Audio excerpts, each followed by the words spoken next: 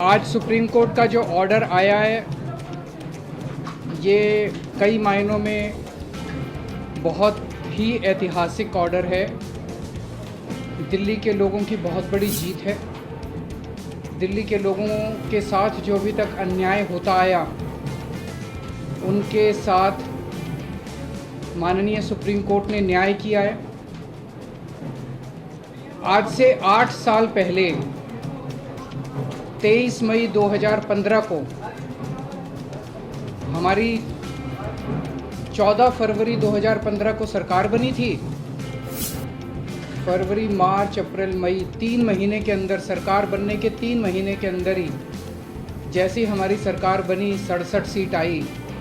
3 महीने के अंदर ही प्रधानमंत्री जी ने एक आदेश पारित करवाया केंद्र सरकार से कि दिल्ली के सर्विसेज के मामले अब दिल्ली की मुख्यमंत्री के पास नहीं रहेंगे, वो एलजी के पास रहेंगे या केंद्र सरकार के पास रहेंगे। इसका क्या मतलब हुआ? इसका मतलब ये हुआ कि दिल्ली सरकार में काम करने वाले जितने भी ऑफिसर हैं, जितने भी कर्मचारी हैं, ऊपर से लेके नीचे तक, आईएएस अफसर से क्लास ए से लेके क्लास 4 कर्मचारी तक, चपरासी तक, सारे कर्मचारियों की ट्रांसफ़र पोस्टिंग, उनकी डिसिप्लिनरी प्रोसीडिंग्स, नई अपॉइंटमेंट, पोस्ट क्रिएट करना, पोस्ट एबॉलिश करना, पक्के करना, ये सारा जो है ये अब दिल्ली की चुनी हुई सरकार के पास नहीं होगा।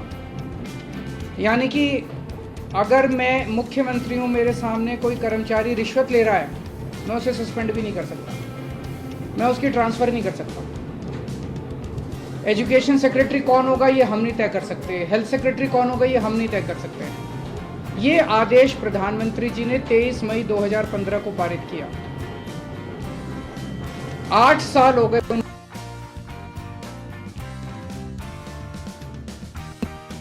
इस दौरान इस आदेश को इस्तेमाल करके दिल्ली के कामों को जानबूझ के रोका गया। हम दिल्ली में स्कूल अच्छे करना चाहते थे तो वो जानबूझ के ऐसा एजुकेशन सेक्रेटरी बिठाएंगे जो कि काम ना करे। हम अगर मोहल्ला क्लिनिक बनाना चाहते हैं तो जानबूझ के ऐसा हेल्थ सेक्रेटरी बनाया जाएगा जो कि काम ना करे।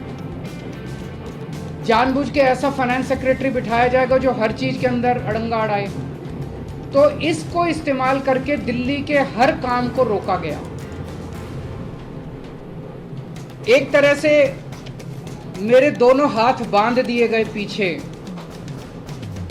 और मुझे नदी में फेंक दिया गया कि अब तैरो।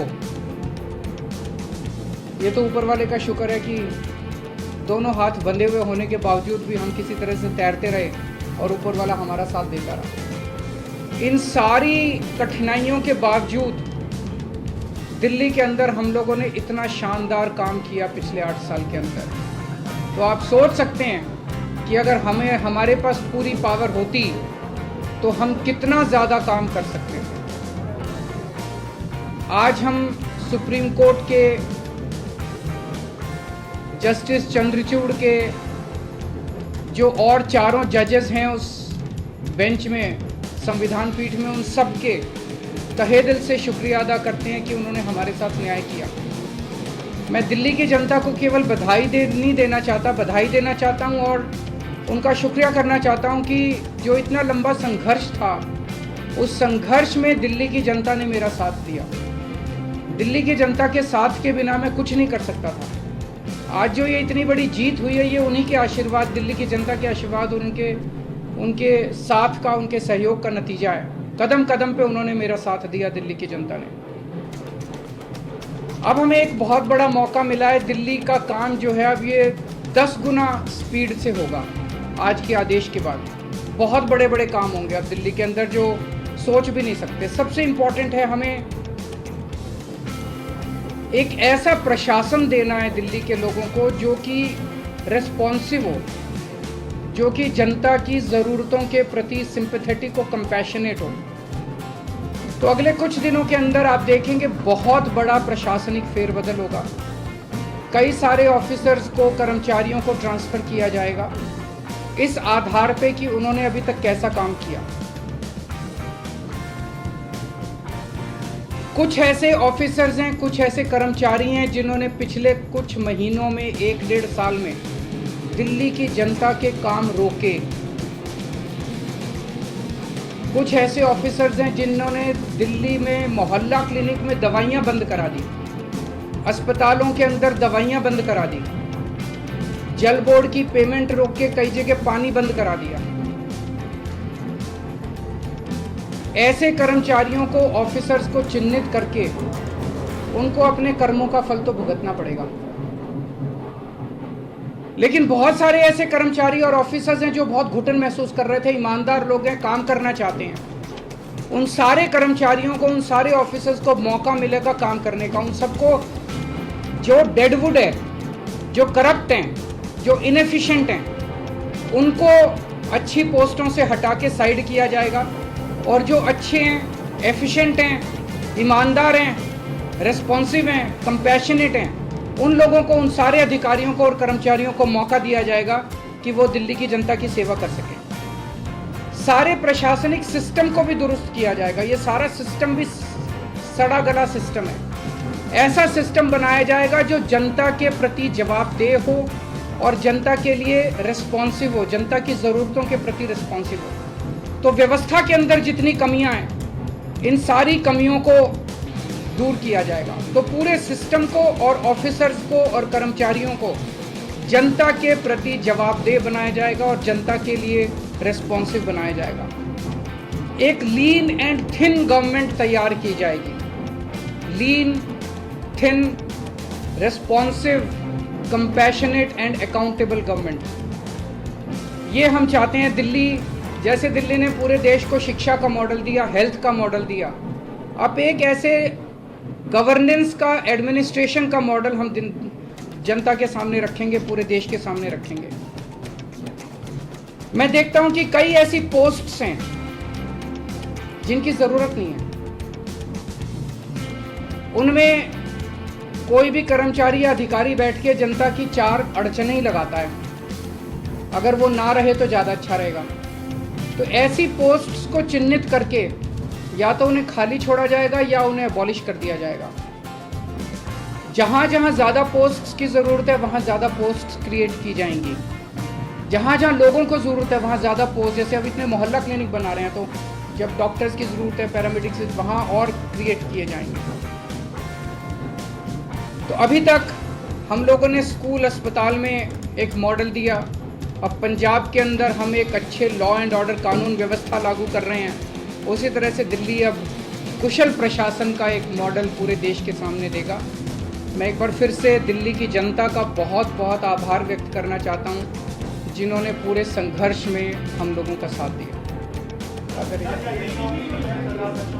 हैं जी, बिल्कुल होगी। सर्विसेज आने के बाद हम नई पोस्ट क्रिएट कर सकते हैं, पुरानी पोस्ट अबॉलिश कर सकते हैं, कुछ भी कर सकते हैं।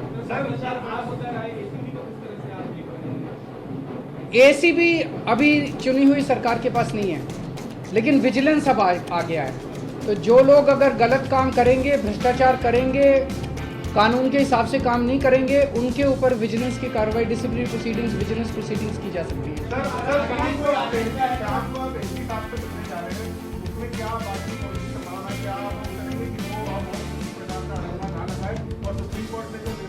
उनसे आशीर्वाद लेने जा रहा हूँ।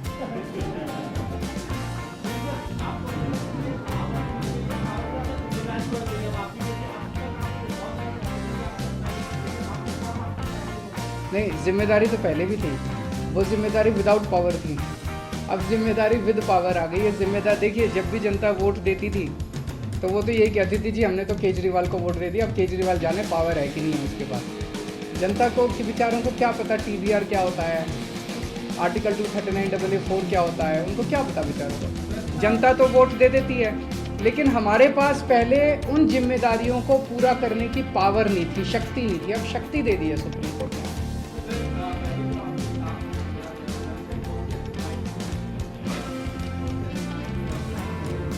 ऐसे बहुत सारे काम हैं जो पिछले कई सालों में अटके। पिछले 1 साल के अंदर तो आपने देखा कि किस तरह से पिछले साल लास्ट के महीने नवंबर तक आते आते मोहल्ला क्लिनिक के अंदर लैब टेस्ट्स बंद हो गए थे, दवाइयाँ बंद हो गई थी, जल बोर्ड जो है बजट असेंबली ने बजट पास कर दिया, लेकिन कुछ ऑफिसर जो हैं वो बजट रिलीज़ नहीं कर रहे थे।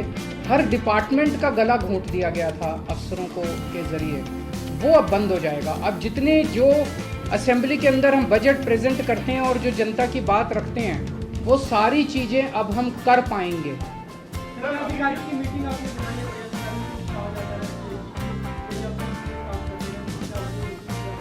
ज़रूर बनाएंगे, अब आने वाले टाइम में मीटिंग्स होती रहेंगी।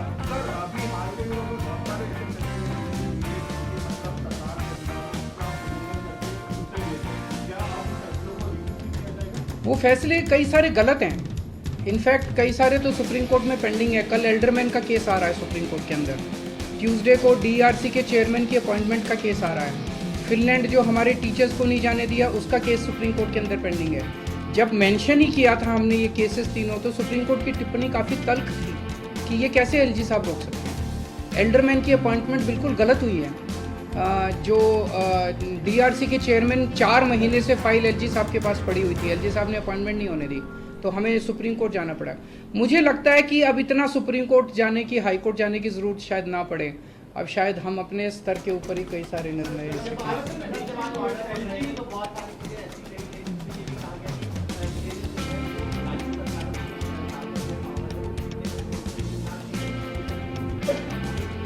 मैं यही कहना चाहता हूं कि केंद्र सरकार एक तरह से, प्रधानमंत्री जी खासतौर एक तरह से पिता समान होते हैं। जैसे परिवार में पिता होता है, पिता समान होते हैं।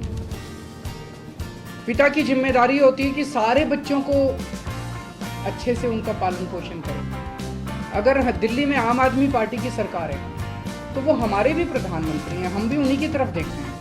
चाहे बीजेपी की किसी राज्य में सरकार है, किसी में कांग्रेस की सरकार है, किसी में आम आदमी पार्टी की सरकार है, वो सारे के सारे प्रधानमंत्री को एक तरह से पिता समान देखते हैं कि भाई ये कोई मुसीबत आएगी तो हमारी मदद करेंगे।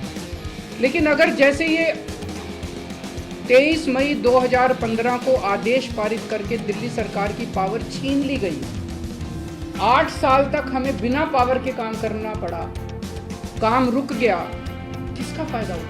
आज सुप्रीम कोर्ट ने साबित कर दिया कि ये गलत था, ये ऑर्डर बिल्कुल गैर संवैधानिक ऑर्डर था। जितनी सख्त लैंग्वेज के अंदर सुप्रीम कोर्ट ने बोला है, उससे ये साफ जाहिर है कि ये ऑर्डर केंद्र सरकार का बिल्कुल गलत था। तो इतना गलत ऑर्डर उन्होंने पास किया, तो उसका मतलब तो यही था कि आम आदमी पार्टी की दिल्ली की सरकार को फेल करना उसका मकसद था, और तो कोई मकसद नहीं था। देश का तो भला नहीं हुआ, दिल्ली का तो भला नहीं हुआ, केवल और केवल लोगों का नुकसान हुआ। ये नहीं करना चाहिए। चुनाव में लड़ते हैं, राजनीति कर लो, चुनाव में एक दूसरे को जो बोलना है बोल लो, लेकिन चुनाव खत्म होने के बाद चाहे कोई बीजेपी की सरकार है, चाहे कांग्रेस की सरकार है, आम आदमी पार्टी की, हम सबको मिलकर काम करना चाहिए। वो देखेंगे, अभी तो ऑर्डर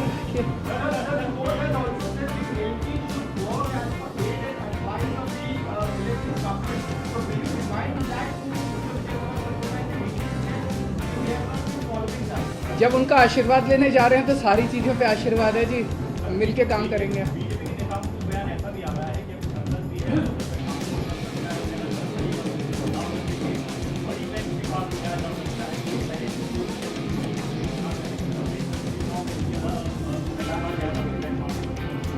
मेरे ख्याल से अब लार्जर बेंच नहीं, आज उन्होंने क्लियर कर दिया। 5 जज बेंच को अगर रेफर करना होता तो वो आज ही कर देते, तो लार्जर बेंच का ऑप्शन नहीं है। मेरी अब उनसे यही निवेदन है, यार अब हमें काम करने दो, इतना टाइम तो खराब कर दिया। अगर आपने दिल्ली पे राज करना है तो दिल्ली के लोगों का दिल जीतो ना, कि अगली बार आम आदमी पार्टी को वोट ही ना दें लोग। ऐसा काम करो, मतलब काम में टांग क्यों उड़ा रहे हो? जब तक हमारी सरकार है हमें काम करने दो, कल तुम जीत लेना, तुम काम कर लेना, टांग तो नहीं अड़ानी चाहिए। महाराष्ट्र में जो फैसला आया है,